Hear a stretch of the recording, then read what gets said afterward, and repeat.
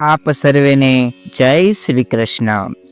परमात्मा भगवान श्री कृष्णની દિવ્ય બાળ લીલાનો આપણે સૌ આસ્વાદ માણી રહ્યા છીએ।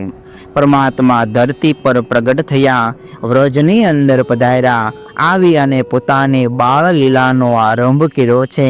શરૂઆતમાં જ કહેવાય છે પૂતનાનો વધ કર્યો। એ સંબંધી કથા સંભળાવતા સુખદેવજી મહારાજ પરીક્ષિત રાજાને 10મા સ્કંદના 6ઠા અધ્યાયમાં કહે છે, હે પરીક્ષિત, વસુદેવજીએ નંદરાયને વ્રજમાં ગોકુળમાં પોતાને ઘરે પાછા જવાની વાત કરી। એ વચન સાંભળી અને નંદરાય ભગવાનનું ધ્યાન કરવા લાગ્યા। કંસે મોકલેલી બાળકોને મારનારી પૂતના નગર, ગામ, ગોકુળ, વ્રજ આદિમાં બાળકોને મારતી હતી। સ્વચ્છંદી પૂતના એક દિવસ નંદરાયના વ્રજમાં આવી ચડી। માયાથી સ્ત્રીનો વેશ બનાવ્યો, ગોવાળિયાઓના મન હરી લીધા। બાળકોની શોધતી પૂતના ફરતી ફરતી નંદરાયના ઘેર આવી। શ્રી કૃષ્ણે બાળ હત્યારી પૂતનાને જોઈ નેત્રો બંધ કરી લીધા। પૂતનાએ શ્રી કૃષ્ણને ખોળામાં લીધા। યશોદા અને રોહિણી રૂપાલી પૂતનાને જોઈ મોહ પામી ગઈ। પૂતના બાળકૃષ્ણને વિષ ચોપડેલા સ્તનથી ધવડાવવા લાગી, ત્યારે શ્રી કૃષ્ણે સ્તનને 2 હાથે જોરથી દબાવી પૂતનાના પ્રાણ સહ દૂધનું પાન કર્યું। પીડા પામતી પૂતના છોડી દે પોકારવા લાગી। આંખો ફાટી ગઈ, પરસેવો છૂટી ગયો, એમના શબ્દો પડઘા પડવા લાગ્યા। મરતી વખતે રાક્ષસીએ પોતાનું અસલ સ્વરૂપ પ્રગટ કર્યો। એનું મુખ ફાટી ગયેલું, વાળ વિખરાઈ ગયેલા। હે રાજેન્દ્ર, પૂતનાના શરીરે પડતા પડતા 6 કોષની અંતરના વૃક્ષોને પાડી નાખ્યા।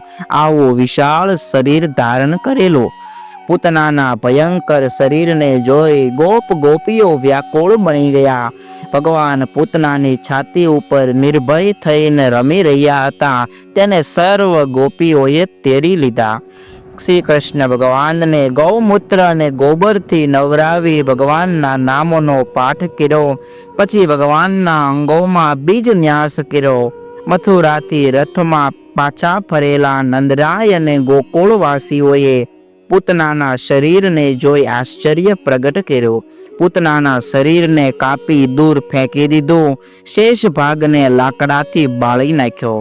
લોકોના બાળકોને મારનારી અને રુધિર પીનારી પૂતના ભગવાનને સ્તનપાન કરાવી અને મુક્તિ પામી। મરદાના ધુમાડાની સુગંધથી આ શું છે, એમ કહેતા કહેતા વ્રજવાસીઓ વ્રજમાં આવ્યા। હે પરીક્ષિત, નંદરાય પોતાના દીકરાઓને પડખામાં લઈ તેનું શિર સૂંઘી પરમાનંદને પ્રાપ્ત થયા। જે માનવ આ પૂતનાના મોક્ષરૂપી અદ્ભુત બાળકૃષ્ણની લીલાને શ્રદ્ધાથી સાંભળે તેમને હે મહારાજ પરમેશ્વરમાં પ્રીતિ પ્રાપ્ત થાય છે। પૂતનાના વધની કથા સાંભળી પરીક્ષિત મહારાજે પ્રશ્ન કર્યો, ગુરુદેવ, ભગવાનના ચરિત્રો મારા મન અને કાનને ઘણા પ્રિય લાગે છે। આપની કૃપાથી મને સાંભળવા મળ્યા છે। આવા જ બીજા પણ ચરિત્ર મને સંભળાવો, જેથી હું અને આવનારા સમયમાં ભગવદ ભક્તો સાથે મારે પ્રીતિ બંધાય અને અંતકાળે અંતઃકરણ શુદ્ધ થાય। સુખદેવજી બોલ્યા, હે પરીક્ષિત, કેટલાક દિવસ પછી ભગવાન પડખું ફેરવતા શીખ્યા। યશોદાજીએ વાજિંત્રો વગડાવી બ્રાહ્મણોને બોલાવી પોતાના દીકરાનો અભિષેક કર્યો। બ્રાહ્મણોને ગાયોનું દાન આપ્યું। ભગવાનને ઊંઘ આવતી જોઈ યશોદાજીએ ગાડા નીચે પારણામાં ભગવાનને પોઢાડ્યા। યશોદાજી ઉત્સવમાં પધારેલા વ્રજવાસીઓનું સન્માન કરતા હતા। ભગવાન રુદન કરવા લાગ્યા, પણ ઉત્સવના કોલાહલમાં યશોદાને પુત્રનું રુદન સંભળાણું નહીં। ભગવાને રોતા રોતા પગ ઉછાળ્યા। ભગવાનના કોમળ લાલ ચરણ અડતા જ ગાડું ભાંગી ગયું। અનેક પ્રકારના પાત્રો ગાડામાં ભર્યા હતા, વિવિધ વિખરાઈ ગયા। પૈડા ધરી ધોંસરું સર્વે છિન્ન ભિન્ન થઈ ગયા। આથી સાથે રહેલા સ્ત્રીઓ, નંદ આદિક ગોપ વગેરે વ્યાકુળ થઈ અને કહેવા લાગ્યા કે આ ગાડું કેવી રીતે ઉથલી પડ્યું।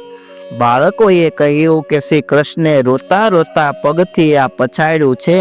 પણ કોઈને આ વાત ઉપર વિશ્વાસ ન બેઠો. ક્યાંથી બેસે? નાના બાળકને પગ પછાડવું અને આટલું મોટું ગાડું ભાંગી જાય, મનમાં કઈ રીતે બેસી શકે? ગોવાળિયાઓએ સામગ્રી ગાડા ઉપર પાછી સ્થાપિત કરી છે. પિતાએ વેદોક્ત વિધિથી પોતાના દીકરાનો અભિષેક કરી સ્વસ્તિ વાચન કરાવ્યું. ત્યારબાદ હે મહારાજ, એક દિવસ યશોદાજી પુત્રને ખોળામાં લઈ રમાડતા હતા. ખોળામાંથી ઉતરવા માટે ભગવાને પોતાનું વજન વધાર્યું. યશોદાજીએ પુત્રનો ભાર સહન ન થવાથી દીકરાને પૃથ્વી ઉપર મૂક્યો. કંસનો સેવક તૃણાવર્ત નામનો દૈત્ય વંટોળિયા સ્વરૂપે આવ્યો અને ભગવાનને લઈને ચાલ્યો. વંટોળિયાએ આખા ગોકુળને ઘેરી લીધું. યશોદાજીએ આવીને જોયું તો પુત્ર દેખાણો નહીં. વંટોળિયાની ધૂળમાં પુત્રનો પતો લાગ્યો નહીં એટલે યશોદાજી વિલાપ કરવા લાગ્યા. ક્યાં ગયો મારો કાનો, ક્યાં ગયો? આ બાજુ બગલાનું રૂપ ધારણ કરનારો તૃણાવર્તને બહુ ભાર લાગ્યો. ભગવાને પોતાનું વજન વધારેલું હતું. તૃણાવર્ત ભગવાનને છોડવા માંગતો હતો, પણ ભગવાને તેને એવી રીતે પકડ્યો કે તે છોડી શક્યો નહીં.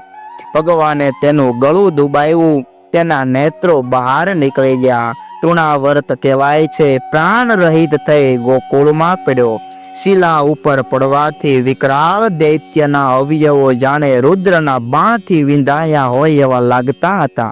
રાક્ષસની છાતી ઉપર લપેટાયેલા ભગવાનને જોઈ ગોપીઓ નવાઈ પામી.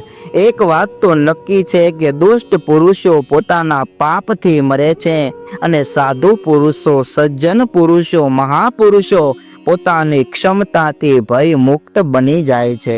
ગોકુળમાં આ પ્રમાણે આશ્ચર્ય થતા જોઈ નંદરાયને વસુદેવના વચન ઉપર આજે ઘણો વિશ્વાસ બેઠો. એક દિવસ યશોદા બાળક ભગવાન કૃષ્ણને સ્તનપાન કરાવવા લાગ્યા. સ્તનપાન કરાવ્યા બાદ ભગવાનને રમાડવા લાગ્યા. એ સમયે ભગવાને કહેવાય છે બગાસું ખાધું તો યશોદાજીને તેમના મુખમાં આકાશ, સ્વર્ગ, પૃથ્વી, તારામંડળ, દિશાઓ, ચંદ્ર, અગ્નિ, વાયુ, સમુદ્ર, દ્વીપો, પર્વત, નદીઓ, સ્થાવર, જંગમ સર્વે જીવોને જોયા. હે મહારાજ, સમસ્ત બ્રહ્માંડને જોઈ યશોદાજી ધ્રુજવા લાગ્યા. આશ્ચર્યચકિત થઈ પોતાના નેત્રો તેમને મીચી દીધા. આ પ્રમાણે ભગવાન યશોદાજીને પોતાની બાળ લીલાઓનો સ્વાદ ચખાડી રહ્યા છે. અવનવા ચરિત્રો કરી માની મમતાનો પણ લાભ લઈ રહ્યા છે. આવા ચરિત્રો ભગવાન ગોકુળના આંગણે નંદરાય અને યશોદાજીના આંગણે કરી રહ્યા છે. આગળ ભગવાનના નામ સંસ્કરણનો વિધિ થાય છે અને ત્યારબાદ ગોપી પ્રસાદનું વર્ણન અને યમલાર્જુનની શાપ મુક્તિ, વત્સાસુર, બકાસુર વગેરેના વધ સંબંધી કથા પરીક્ષિત મહારાજને સુખદેવજી સંભળાવે છે. એ કથા આપણે આગામી દિવસોમાં સાંભળીશું. એ કથા સાંભળીએ ત્યાં સુધી આપ સર્વેને ભાવથી જય શ્રી કૃષ્ણ.